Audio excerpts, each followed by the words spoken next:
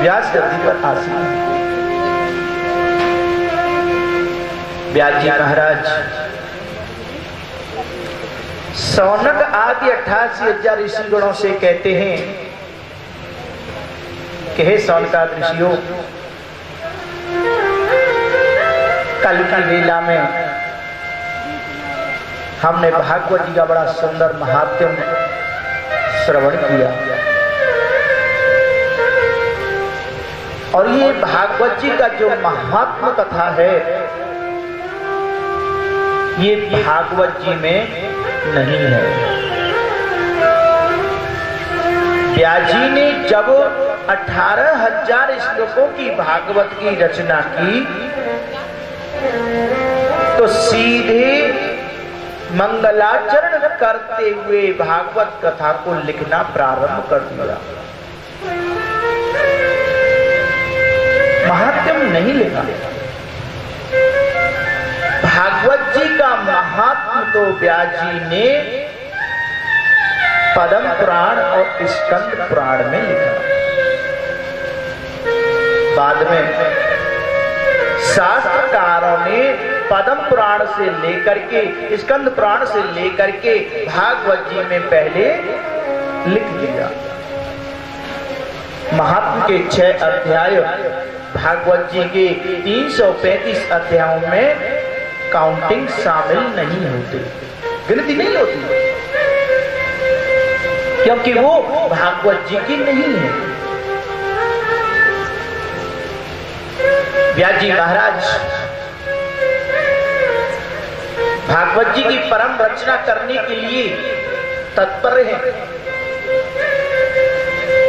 भागवती वार्तायाम व्यास्य समाधि भाषा। भागवत जी व्यास जी की समाधि भाषा है। ऐसे नहीं कि सुना सुन करके लिख लिया, नहीं। 4 श्लोकों की भागवत जो परम ब्रह्म नारायण ने ब्रह्मा जी को दी और ब्रह्मा जी ने नारद जी को दी और नारद जी ने व्यास जी को प्रदान की है। और व्यास जी ने उन 4 श्लोकों की भागवत को श्रवण करके समाधि लगा दिया और समाधि में चिंतन करते हुए मनन करते हुए उन्होंने 4 श्लोकों को 18,000 श्लोकों में परिणत कर दिया। अब रचना जब 18,000 श्लोक मानसिक समाधि भाषा में तैयार है, उनको लिपिबद्ध करने के लिए गणेश जी का आवाहन किया। शास्त्र कहता है जब कोई शुभ कर्म हम करते हैं तो मंगलाचरण करना पड़ता है। प्रेम से बोलो राधे। कुछ शुभ कर्म करते हैं तो गणेश जी की आराधना करते हैं। वेदन हरण मंगल करण काटो सकल कले।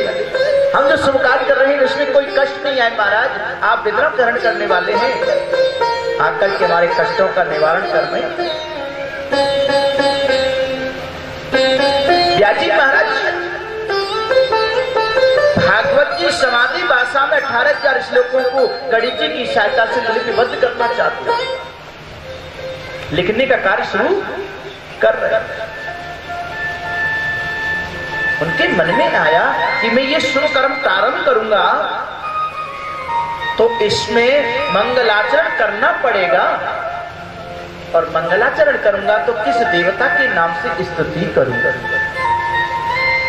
अगर मैं इसमें भगवान कृष्ण का नाम लेकर के स्तुति करता हूं, भगवान शिव को मानने वाले देवी मां को उपासक गणेश जी के उपासक कहेंगे ये तो भगवान कृष्ण का ग्रंथ है, इसमें तो भगवान कृष्ण की महिमा है, ये ग्रंथ हमारे लिए नहीं है।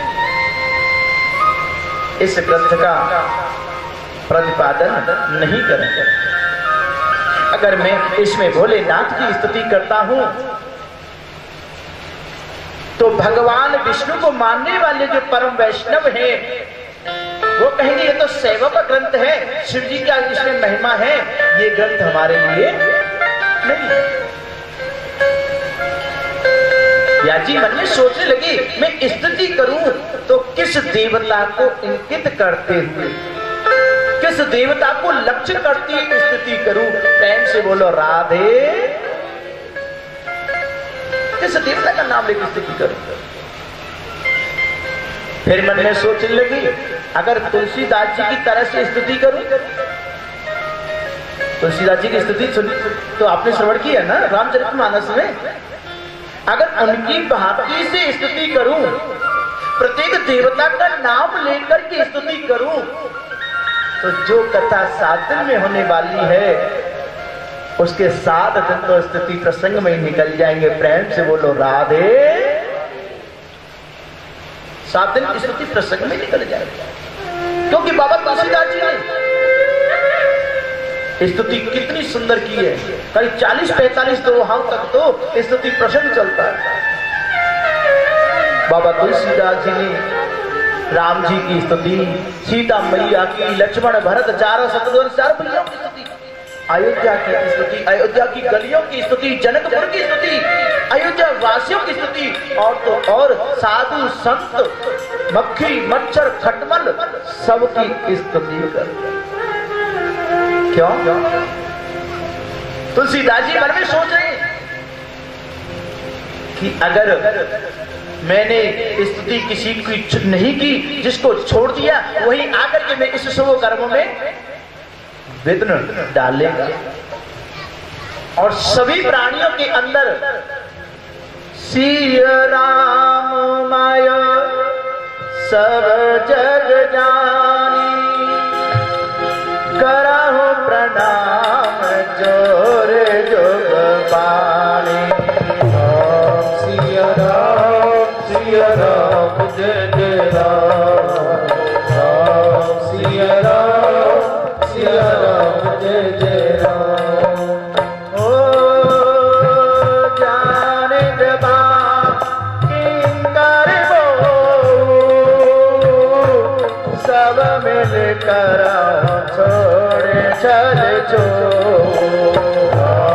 सिया राम जय जय राम, राम सिया राम जय जय राम। ओ निज बल बोते भरोस मोह नाई, तात विनय करहु सब पाए। सिया राम जय जय राम, राम सिया राम जय जय राम। सभी प्राणियों को सिया राममय सब जगह जानी, सबके अंदर राम जी का दर्शन करती है स्तुति तुलसीदास जी करती है। क्यों? निज बल बुद्धि भरोस मोह नाही, अपने बल पर अपनी बुद्धि पर मुझे भरोसा नहीं है। न जाने कब कौन सा आकर के बीच में मुझे कष्ट देने लग जाए, मुझे परेशान करने लग जाए, जो राम कथा लिखने का कार्य कर रहा हूं उसमें बाधा उत्पन्न हो जाए। बाबा तुलसीदास जी बड़ी सुंदर स्तुति करते हैं। और पहले जब देवता की स्तुति करते थे ना, देवता भी बड़े सरल होते थे। जिस देवता की स्तुति की वो देवता तुरंत सामने प्रकट हो जाता है। बाबा तुलसीदास जी अपनी कुटिया में बैठ के रामचरितमानस में स्तुति प्रसंग लिख रहे हैं। जिस देवता की स्तुति करते वही बाबा की कुटिया के सामने प्रकट। बड़ी जोर से आवाज है, बाबा वरदान मांगो, वरदान मांगो। बाबा तुलसीदास मन में सोचने लगे वरदान मांगो, आवाज कहां से आ रही है, जरा देखूं तो सही। अपनी कुटिया के दरवाजे खोल के देखा, समस्त देवता राक्षस मक्खी मच्छर खटमल जिन की स्तुति की सब बाबा के सामने खड़े। बाबा से वरदान मांगने के लिए कह रहे हैं। बाबा तुलसीदास जी कहते महाराज मैंने तो आपको बुलाया ही नहीं, आप क्यों आए? और सुनो आपने स्तुति की, हमको बुलाया ना, आवाज क्या मांगे? आए हैं तो वरदान तो हम मांगना पड़ेगा। बोले अच्छा वरदान मांगना पड़ेगा? बोले हाँ। आज बाबा तुलसीदास जी ने हाथ जोड़ लिए, हाथ जोड़ करके वरदान मांग रहे हैं। ओ मांगत तुलसी दास कर जोरे, बसहु राम सिय मानस मोरे। राम सिय राम जय जय राम। राम सिय राम जय जय राम। पवन तनय संकट हरण मंगल मूर्ति रो, राम लखन सीता सहित हृदय बसऊं सुरहु। बड़ी सुंदर वरदान मांगा भी। ये जो कहा भी है तो वरदान क्या मांगा कि मांगत तुलसीदास कर जोरे। हाथ जोड़ के केवल एक ही विनती करता है, मैं एक ही विनती है, यदि आप मुझे वरदान देना चाहते हैं तो बसऊं राम सिय मानस मोरे।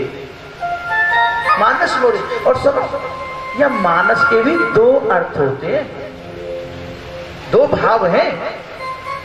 बाबा तुलसीदास जी ने दो भाव मानस शब्द कहकर के व्यक्त कर दिए। पहला भाव क्या? जिस राम कथा को लिख रहे हैं उसको नाम क्या दे रहे हैं? रामचरित मानस यही नामा। जिस कथा को मैं लिख रहा हूं अपनी सुख की अनुभूति के लिए, उसको मैं नाम देता हूं श्री रामचरित मानस। एक तो भाव हो गया बसो राम सिय मानस मोरे, अर्थात मेरे राम जी माता जानकी इस रामचरित मानस में वास करें। और दूसरा भाव, मानस का दूसरा अर्थ होता है मन से।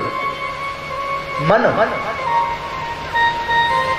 अर्थात मानो बाबा तुलसीदास जी कह रहे हो कि महाराज राम और जानकी इस रामचरित मानस में बसे, चाहे मेरे मन रूपी इस मानस में वास करें। क्योंकि राम जानकी जब विराजमान होंगे ना तो मैं इस कार्य को करने में समर्थ हो जाऊंगा। और महाराज राम जी अकेले न रहे, जानकी मैया के साथ में अपना धनुष और बाण साथ में जरूर रखें। क्यों? धनुष बाण साथ में क्यों रखें? मम हृदय कंजु निवास करू, कामादि खल तल गंजनम। मेरे हृदय में काम, क्रोध, लोभ, ईर्ष्या, मत्सर इत्यादि ये भरे हैं ना, ये तो तभी दूर होंगे जब राम जी धनुष बाण लेकर के अंदर बैठेंगे। ये दूर हो जाएंगे। राम जी के हाथ में धनुष बाण होगा तो फिर कोई बुरारी मेरे अंदर प्रवेश नहीं करेगा। ऐसे व्यास जी मन में सोच रहे हैं, स्तुति करूं तो किस देवता की करूं? आज व्यास जी ने अरे सारी दुनिया बनने से पहले वो परम सत्य था, दुनिया के बनने के बाद में है, और सारी दुनिया विनिष्ट होने के बाद में केवल वही परम पिता परमात्मा बचेगा। ये अटल सत्य है। उस परमात्मा का नाम है सत्य। और जब वो परमपिता परमात्मा सत्य है, उसका नाम सत्य है, तो क्यों ना मैं उसी सत्य की वंदना करूं।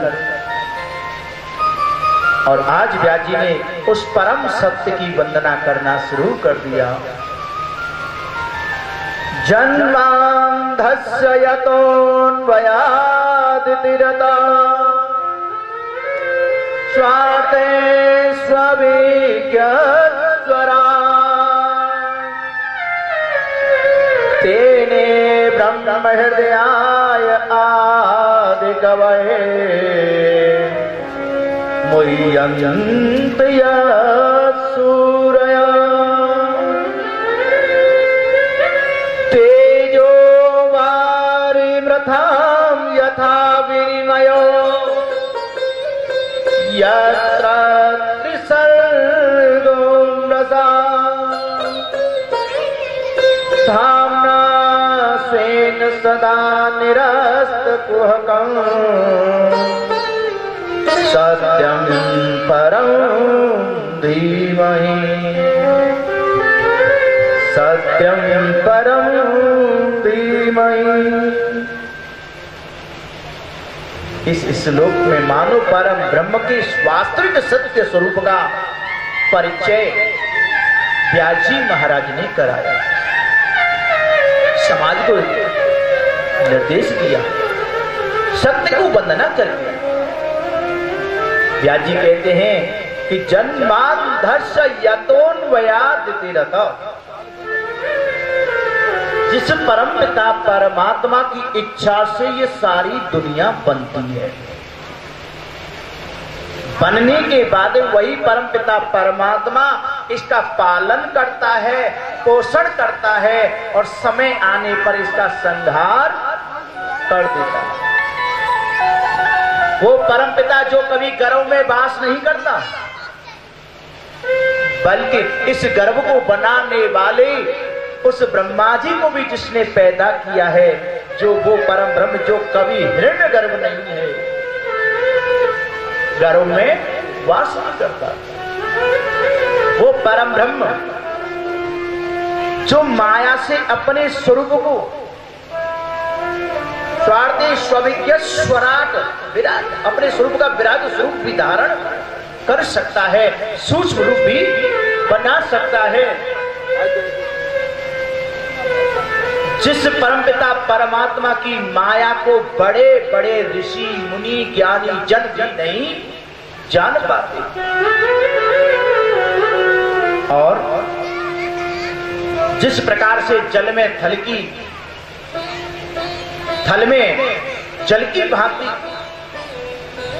प्रतीत होता है, इसी प्रकार से वह परम ब्रह्म इस दुनिया में होते हुए भी, कण कण में व्याप्त होते हुए भी दुनिया से अलग है, और सारी दुनिया से अलग होते हुए भी इस संसार में विद्यमान है।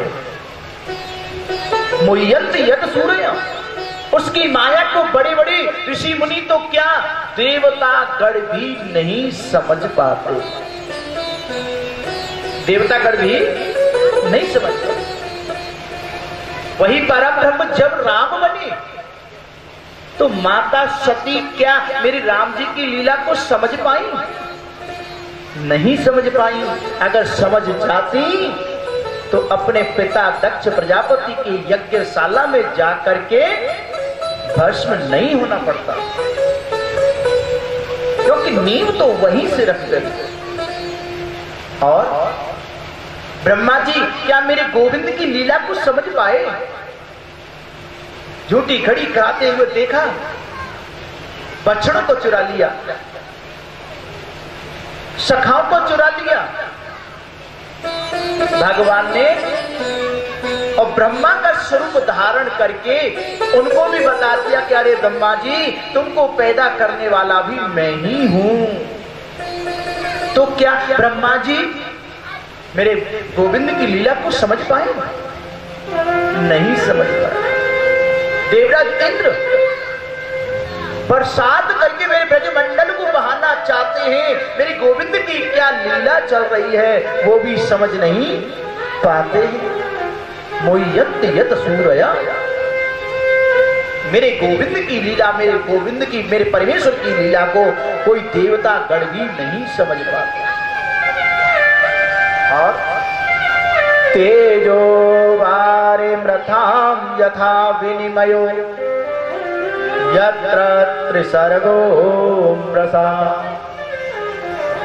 जो परमपिता परमात्मा हिरण्यगर्भ नहीं है, जिस परमपिता परमात्मा को कभी प्रकाश की आवश्यकता नहीं होती, बल्कि वही परमपिता परमात्मा अपने प्रकाश से सारी दुनिया को प्रकाशित कर रहा है। ऐसा वो परम ब्रह्म, उसका जो हमेशा चिंतन मनन करता है, उस प्राणी की मेरे परम ब्रह्म के जो सहचर है, परिवारी जन है, उनका भी अगर कोई आश्रय ले लेता है तो धामना श्वेत सदा निरस्त कुहकम। मेरे गोविंद के भक्तों के जो चरणों का अनुयायी बन जाता है, मेरे गोविंद निरस्त कुहकम, उनकी हृदय में विराजमान काम, क्रोध, लोभ, ईर्ष्या इत्यादि बुराइयों को, अवगुणों को दूर करके उसने अपने स्वरूप का ज्ञान करा देते हैं। और ऐसा वो परम ब्रह्म जो करीब गर्भ में वास नहीं करता, ऐसे उस परम ब्रह्म को हम प्रणाम करते हैं। ऐसे उस परम ब्रह्म सत्यम परम धीमहि, ऐसे परम ब्रह्म उस सत्य को वंदन करते हैं। प्रेम से बोलो राधे बाबा। व्यास जी महाराज ने बड़ी सुंदर स्तुति सत्य की। सत्य की स्तुति करने के भी दो कारण हैं। पहला कारण, किसी देवता का नाम नहीं लेना चाहते, और दूसरा कारण, क्योंकि वो जानते हैं कि आगे आने वाला है कलयुग। कलयुग के प्राणियों के पास में इतना समय नहीं होगा कि वो भागवत जी का श्रवण कर सकें, 17 पुराणों का, 4 वेदों का पाठ कर सकें। अगर मैं सत्य की वंदना करूं तो सत्य के माध्यम से व्यास जी महाराज जन समुदाय को, संसार के जीवों को संदेश देना चाहते हैं। और क्या संदेश देना चाहते हैं? धर्म न दूसर सत्य समाना, धर्म न दूसर सत्य समाना, धर्म न दूसर सत्य समाना, धर्म न दूसर सत्य समाना, आगम निगम पुराण बखाना, आगम निगम पुराण बखाना, श्री राम जय राम जय जय राम, श्री राम जय राम जय जय राम। धर्म न दूसर सत्य समाना। सत्य बोलने के बराबर कोई बड़ा धर्म नहीं है, नहीं असत्य सम पातक पुंजा, और झूठ बोलने के बराबर कोई पाप भी नहीं।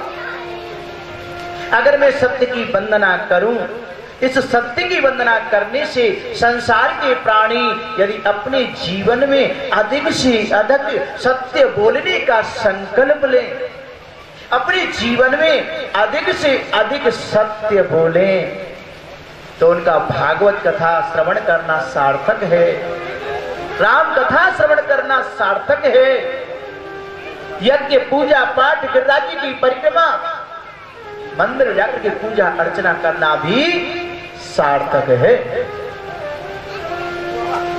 अगर हमें इन सब का प्रतिफल पाना है तो क्या, कि अपने जीवन में अधिक से अधिक सत्य बोले,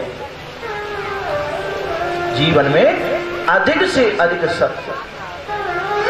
व्यास जी महाराज सत्य वंदना करके संदेश देना चाहते हैं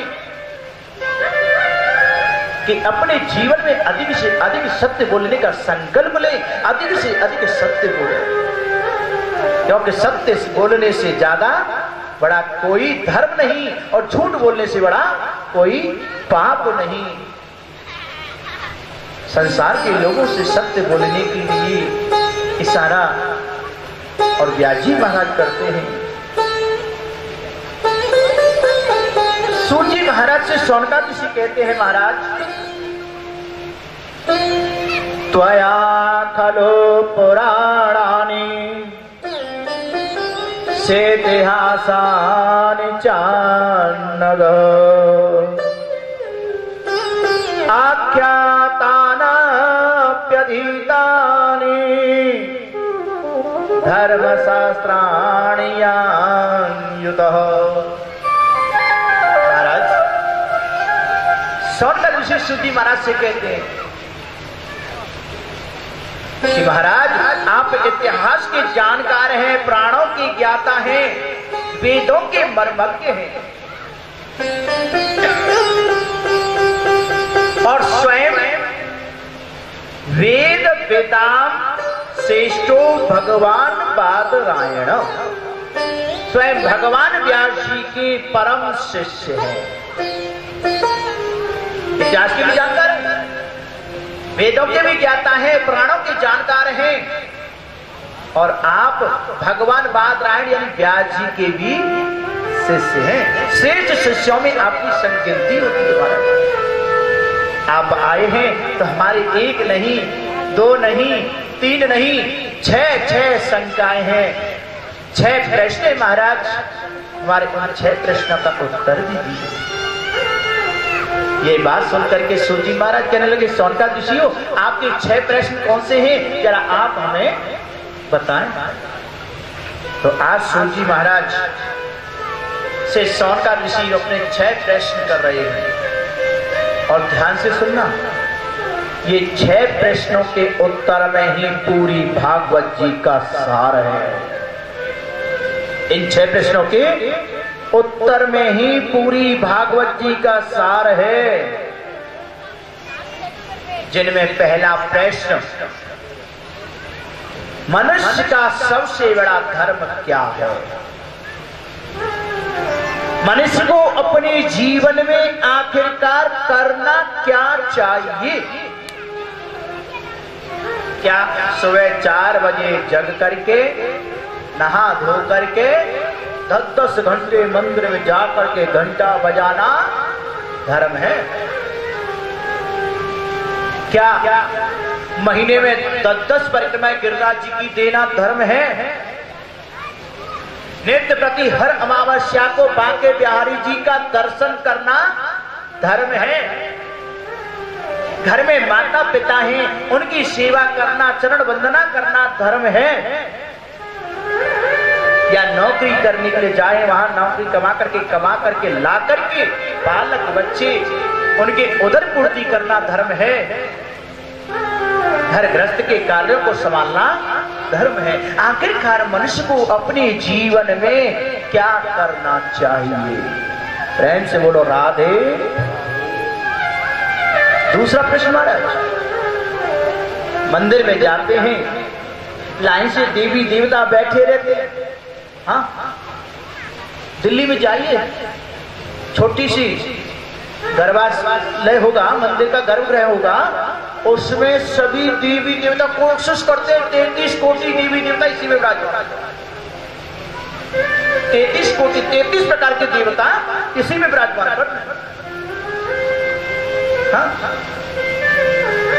मंदिर में जाते हैं, आज थोड़ा जल्दी में थे, 1 लोटा जल लेके गए, सोमवार का दिन था, भोले बाबा पे जल्दी में चढ़ा दिया। भोले बाबा को जल तो चढ़ा दिया, थोड़ा ऑफिस के लिए लेट हो रहे थे ना, बोले चलो कोई बात नहीं, पार्वती मैया आज क्षमा करियो, आज भोले बाबा ही नवा दिए, इंतकाम चला दिया। अब भोले बाबा तो नवा दिए, नवाने के बाद लौट के चले आ रहे हैं। ओहो, इतनी भी जल्दी क्या बात की? ऐसी जल्दी किस काम की? भोले बाबा पे चढ़ा दिया तो थोड़ा थोड़ा में पार्वती मैया, कार्तिकेय जी, गणेश जी, नंदी पे भी चढ़ा देता, क्या बिगड़ जाता? कितने टाइम लगता? ऐसी जल्दी किस बात? और बगल में भैरव बाबा बैठे थे, उन पे चढ़ा देता, माता रानी थी, उनके चरणों में भी चढ़ा देता, क्या बिगड़ जाता? भोले बाबा गए, चढ़ा के चले आए, ऐसी जल्दी किस बात? तो महाराज हमारा दूसरा प्रश्न ये है कि मंदिर में जाते हैं, देवी देवता लाइन से बैठे रहते हैं। भगवान शिव के उपासक कहते हैं कि भगवान शिव बड़े हैं, विष्णु के उपासक कहते हैं भगवान विष्णु बड़े हैं, राम जी के उपासक कहते हैं हमारे राम जी बड़े हैं, और मथुरा वृंदावन वासी कहते हैं हमारे कृष्ण कन्हैया बड़े हैं। उनसे बड़ा कोई देवता ही नहीं। तो महाराज ऐसा वो कौन सा बड़ा देवता है जिस उस देवता की अकेले की स्तुति करने मात्र से 33 प्रकार के देवी देवताओं का बंधन हो जाता है और 33 कोटि प्रकार के देवी देवताओं का पूजा अर्चन करते हुए अकेले उस परम ब्रह्म का बंधन होता है। किसी छोड़े किसी छोड़े, किसी पूजे किसी छोड़े। महाराज हमारे मन में भ्रम आता है तो कोई एक ऐसा देवता बता दो ना जो सबसे बड़ा है, उसी की पूजा कर ले तो समस्त देवताओं का पूजन हो जाए। और तीसरा प्रश्न यह है महाराज, परम पिता है अजन्मा, परम ब्रह्म अजन्मा है, वो कभी जन्म नहीं लेता। जब वो परम पिता अजन्मा है, जन्म नहीं लेता, देवक्याम वसुदेवस्य जातो यस्य चिकीर्षया, जब हिरण्यगर्भ है वो कभी गर्भ में वास नहीं करता, जन्म नहीं लेता, तो वसुदेव देवकी का बेटा कृष्ण, नंद यशोदा का बेटा कन्हैया, दशरथ का बेटा राम क्यों बना, ये हम जानना चाहते हैं। जब जन्म ही नहीं होता तो पूरे जन्म लेकर के आने की आवश्यकता क्यों पड़ी। और चौथा प्रश्न महाराज हमारा ये है, कोई कहता है कि भगवान के 10 अवतार हैं, कोई कहता है 18 अवतार हैं, कोई कहता है 24 अवतार हैं, और महाराज रामचरितमानस तो पूरी थ्योरी ही गड़बड़ कर देती है। और रामचरितमानस क्या कहती है, ओ हरि अनंत हरि कथा अनंता, ओ हरि अनंत हरि कथा अनंता, कहे सुनहि बहु विधि सब संता, सिया राम जय जय राम, राम सिया राम जय जय राम।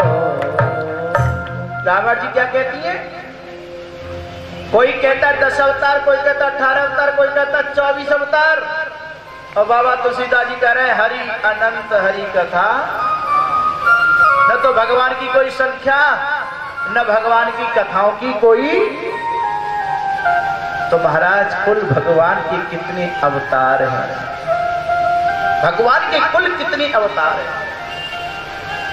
ये बात सुनकर के 5वां प्रश्न किया है कि महाराज आगे आने वाला है कलयुग,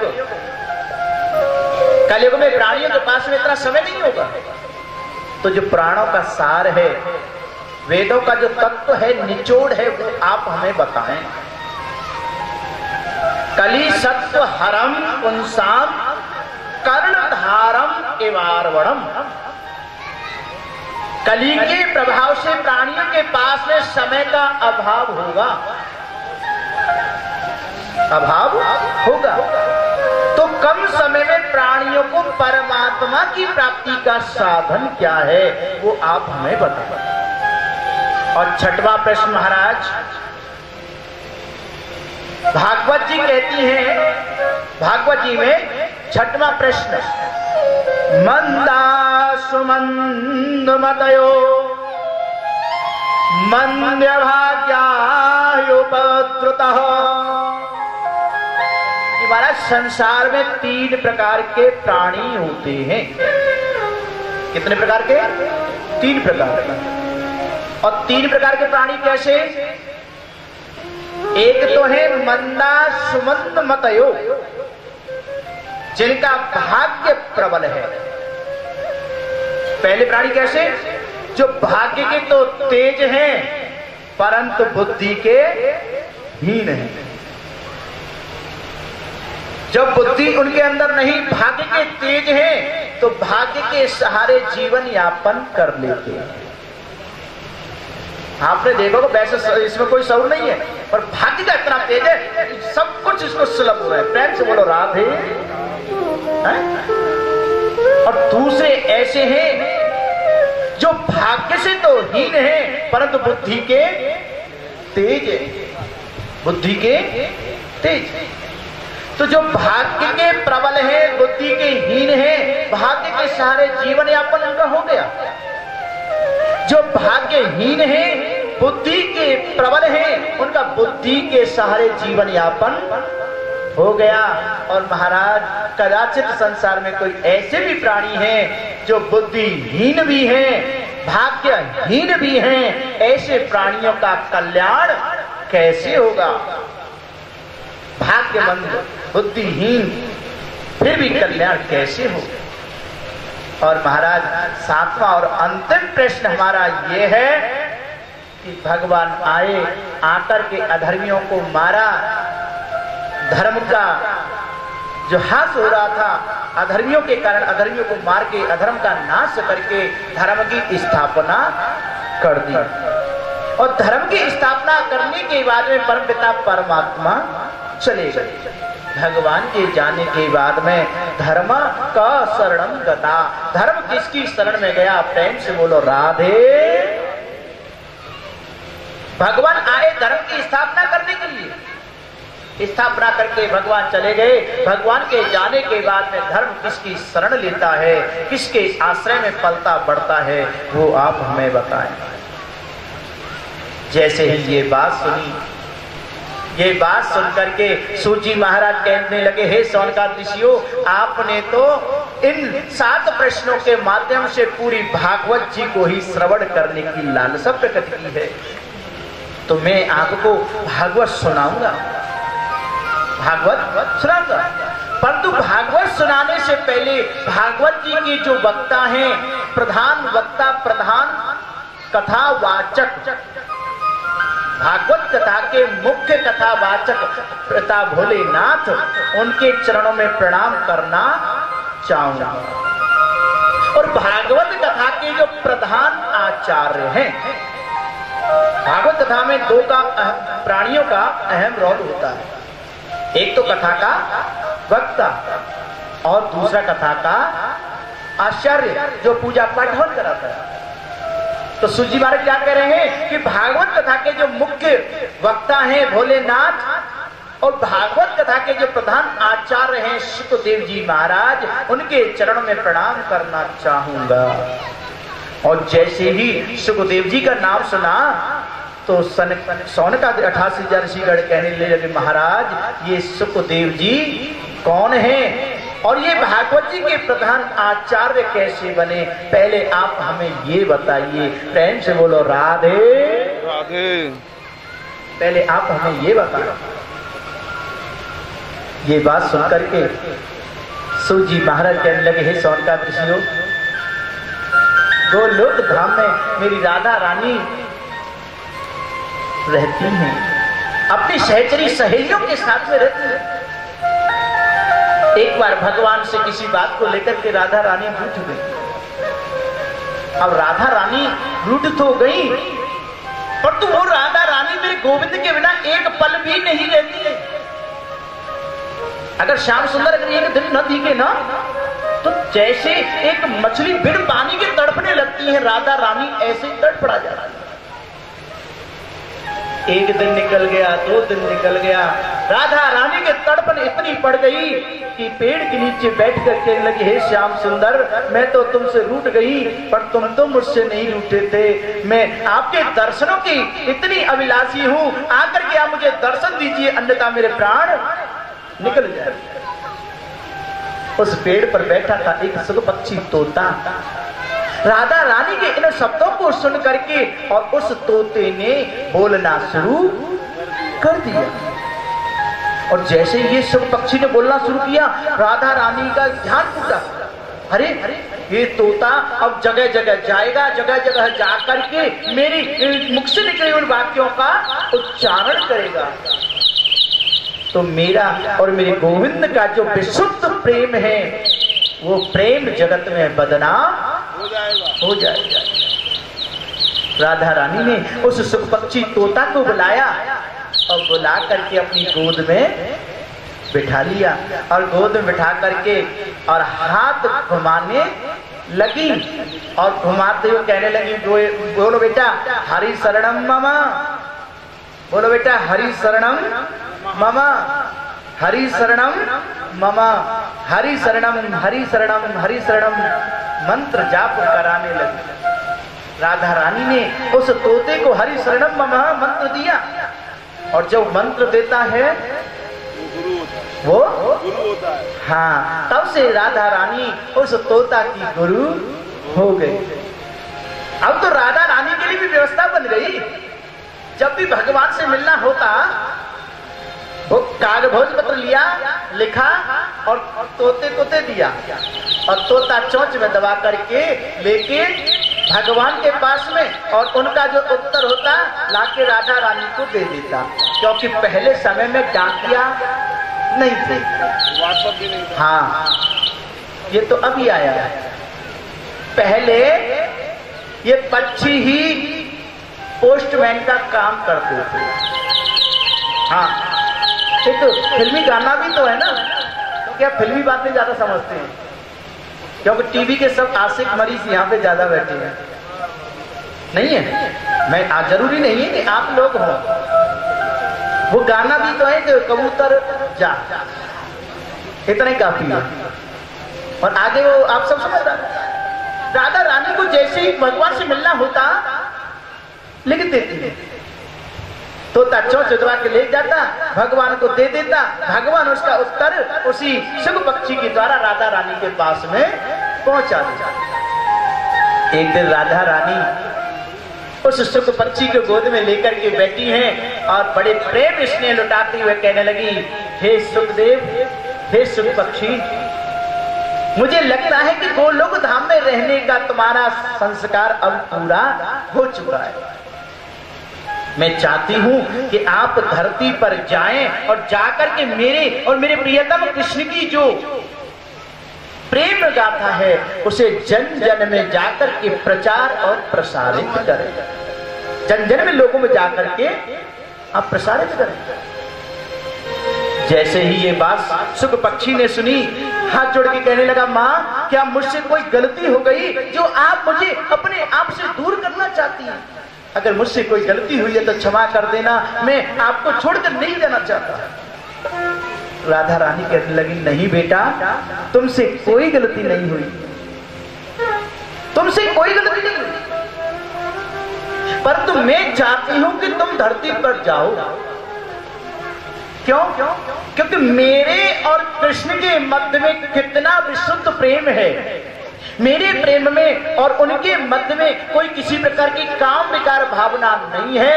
इसके अगर कोई प्रमाण है, कोई गवाह है, तो वो केवल आप हैं।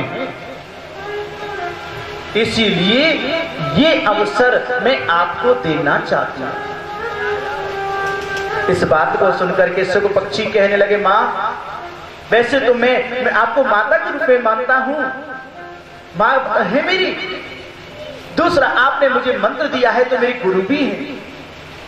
एक तो माता की आज्ञा, गुरु की आज्ञा मैं उल्लंघन नहीं कर सकता, परंतु माँ अगर आप मृत्यु लोक में चला जाऊंगा ना, तो आपके प्रियतम कृष्ण की जो वैष्णवी माया है वो मुझे जकड़ लेगी, पकड़ लेगी। 84 लाख योनियों में मुझे संसार में फिर भटकना पड़ेगा। मैं आपके पास फिर पुनः कभी नहीं आ पाऊंगा। तो माँ, इन 84 लाख योनियों में संसार में जाने के बाद भटकूंगा तो मैं आपके बिना कैसे रहूंगा? मैं आपके बिना नहीं रह पाऊंगा। और आज सुखदेव जी माता राधा रानी से विनती कर रहे हैं, माँ हे राधा रानी, कैसे जियो राधा रानी तेरे बिना, कैसे